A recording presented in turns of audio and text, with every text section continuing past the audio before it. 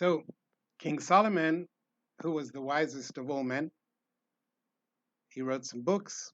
One of them is Koheles, Ecclesiastes. And in chapter 9, there's a very interesting verse.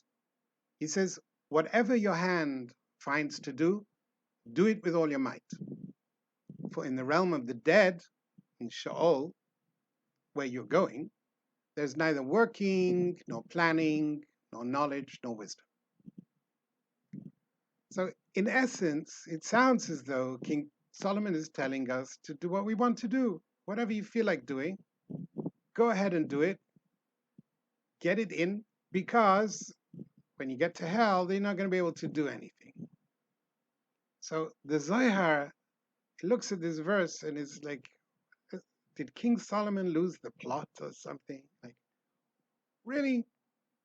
Your rabbi is telling you to go out and do whatever you feel like doing? Do it now. Do it with all your strength, because after you're dead, you're not going to be able to do it. That does not sound like sound advice. So the Zohar says you have to dig a little deeper to understand what King Solomon is getting at, and this is what he really means. There's two ways of doing things. You can do things left-handedly and right-handedly. When you do things left-handedly, there's a certain element of force and implacability about what you do. It means that you're demanding of the person that you're dealing with, or the thing that you're doing, that it obey all the rules. You're going to obey all the rules. You demand the other obey all the rules. And there's a certain element of law that is coercive. Like, look, I'm not responsible for inventing gravity, but if gravity is the law and you're going to obey the law, so if you do this, that's going to happen. It's like there's an implacability about it.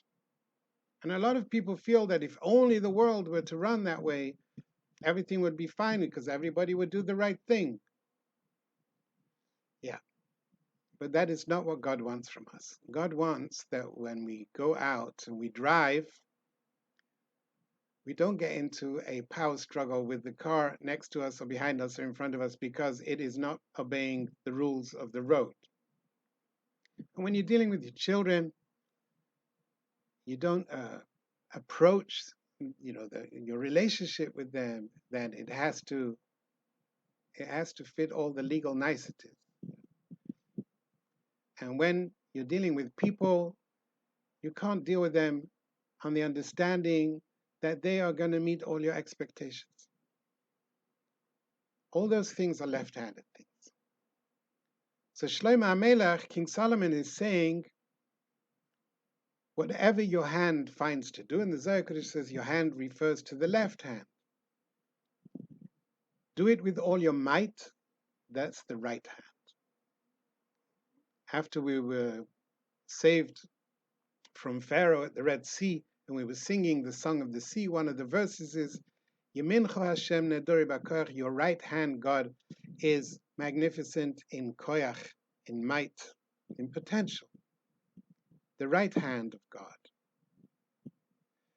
Everything that you do in life has to be wrapped in the right hand.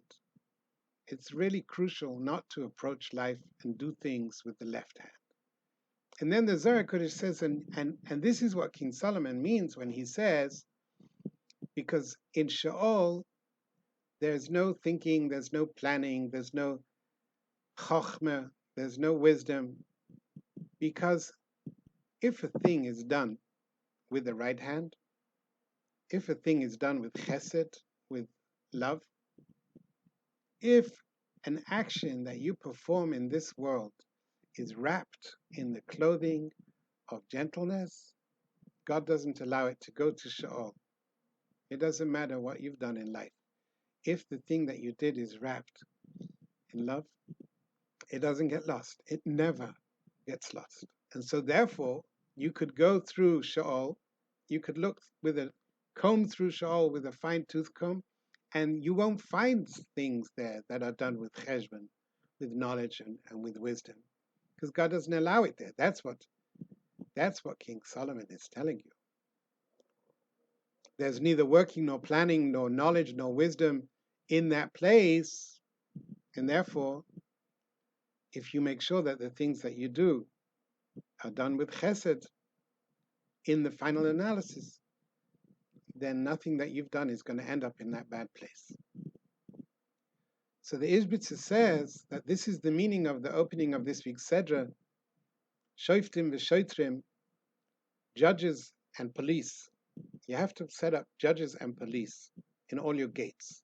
So the Ishbitzer says that these gates, these refer to the 6 directions in which you can act in your everyday life, that you're always faced, whether in front of you or behind you or the side of you, above or below you, you're always faced with the possibility of how you're going to act next. And it's up to you to make sure that you don't allow any of your actions to go out into the world wrapped in the left hand. Everything has to be wrapped in the right, because this is what God wants from us, because this is how God treats us. Everything is wrapped in chesed.